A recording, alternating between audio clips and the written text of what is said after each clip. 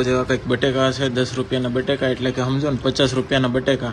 અને તમે ક્વોન્ટિટી જુઓ, 50 રૂપિયામાં આટલી બધી બટેકાની વેફર બની જાય એમ છે.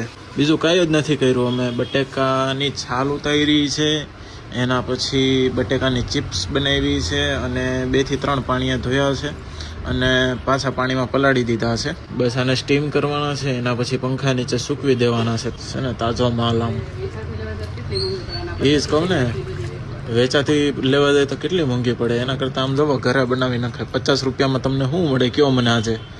50 રૂપિયામાં એક બર્ગરે નહીં આવતું હોય મારા ખ્યાલથી. 80 કે 90 રૂપિયાનું એક બર્ગર આવે. એક બર્ગરે 80 થી 90 રૂપિયાનું આવે.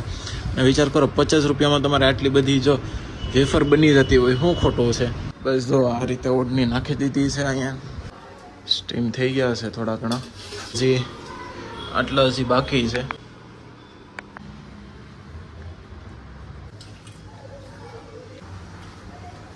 પાણી ઉકળી જાય એટલે નાખી દેવાની.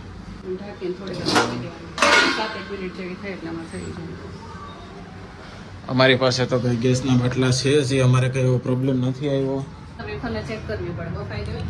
હા, એટલે બફાઈ ગયું તો લઈ લેવાની આવી રીતે.